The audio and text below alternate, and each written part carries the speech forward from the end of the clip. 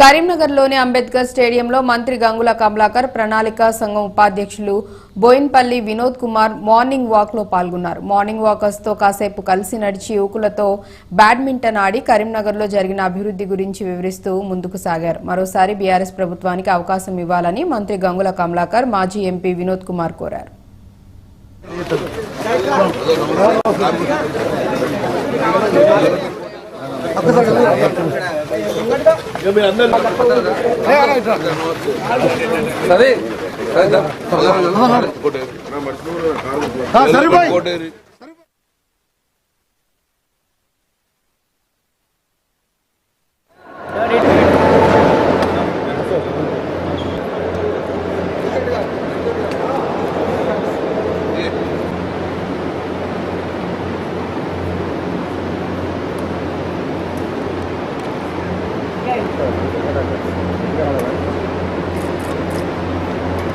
నాకు పోటీగా ఒకటి కాంగ్రెస్ అభ్యర్థి బీజేపీ అభ్యర్థి కొత్త కాదు. 2 సార్లు నా మీద పోటీ చేసిన వ్యక్తి 2 సార్లు ఓడిపోయింది. ప్రజల చిత్కారం పొద్దున్న లేస్తే 100,000 అబద్ధాలు, ఓన్లీ అబద్ధాలను బతుకుతాడు. ప్రవర్లు రెచ్చగొట్టి ఎంత బ్యాడ్ అంటే మన ప్రజలు అమాయకుంటాడు. 2015 సంవత్సరంలో కేంద్ర ప్రభుత్వం స్మార్ట్ సిటీ అనే ఒక పథకం పెడితే గౌరవ ముఖ్యమంత్రి కేసీఆర్ గారు హైదరాబాద్ వరంగల్ ఇచ్చిందంటే ముఖ్యమంత్రి నన్ను ఇచ్చిండు. నేను ఎమ్మెల్యే ఎంపీ వినోద్ కుమార్ గారు పిలిచి హైదరాబాద్లో ఎట్లా తీసుకొస్తా డబ్బులు కానీ కరీంనగర్ చేయాలి మనం టౌను, నాకు స్మార్ట్ సిటీ వద్దు, ఇక్కడ కరీంనగర్ తీసుకోవాలి అని చెప్పేసి కరీంనగర్ తీసుకోమని చెప్పి రాసిస్తే అటు వెంకయ్య ఒప్పుకోలే. అట్లా ఒప్పుకోవాలి మీరు అని చెప్పేసి మాట్లాడి మేమంతా ఒక టీం పోయినాం. 2015 మీరు రాసుకోండి ఆన్ రికార్డ్. 2015లో స్మార్ట్ సిటీ వస్తే కరీంనగర్కు స్మార్ట్ సిటీ ఇప్పించింది ఆ రోజు ముఖ్యమంత్రి కేసీఆర్ గారు. అప్పుడు ఎమ్మెల్యే నేను, ఎంపీ ఎవరు వినోద్ కుమార్ గారు. బండి సంజయ్ కార్పొరేటర్ రమ్మంటే రాలే. బండి సంజయ్ కార్పొరేటర్ వ్యక్తి ఇప్పుడు నేను ఇప్పించండి ఎట్లా? 2018 లోపల స్మార్ట్ సిటీ పనులు అన్నీ అయిపోయినాయి. 2019 ఎంపీ అయ్యాడు. ఇప్పుడు అత్యంత తప్పదవుతుంది 2019 నేనే ఎంపీ తెప్పించిన అంటుండు. నేనే ఎంపీగా నేను తెప్పించాను. ఎంపీ అయింది 2019లో. స్మార్ట్ సిటీ పనులు అయిపోయినాయి 2018లో. పొద్దున్న లెత్త మాట నేను ఒకటి ఆయనకి ఎంపీగా మనకు అవకాశం ఇచ్చినాం. నేను ఇన్ని 100 కోట్లు తీసుకొస్తున్నా. కేంద్ర ప్రభుత్వం బాధ్యతగా నాకు ₹1 ఇవ్వాలి కదా. 4.5 సంవత్సరాలు ప్రజల మొక్కలు నుంచలే, కరోనాతో చచ్చిపోతుండే కనవాలే ప్రజలకు. 4.5 సంవత్సరాలే మేము అభివృద్ధి చేస్తుండే. ఆయన ఎంపీ ₹1 తీసుకురాలి, ప్రజలు కొనాలి. మళ్ళీ ఏ ముఖం పెట్టుకుని ప్రజలకు వస్తుండు?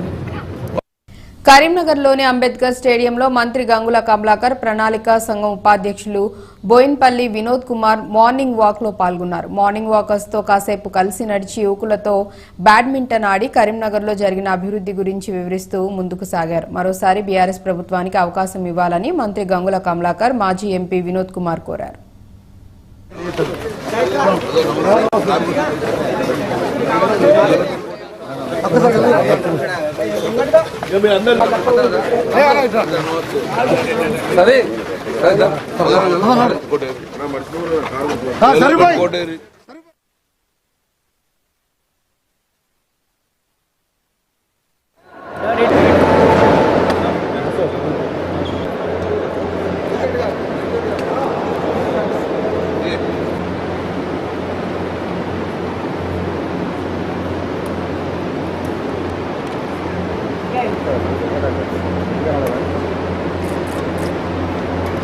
నాకు పోటీగా ఒకటి కాంగ్రెస్ అభ్యర్థి బీజేపీ అభ్యర్థి కొత్త కాదు.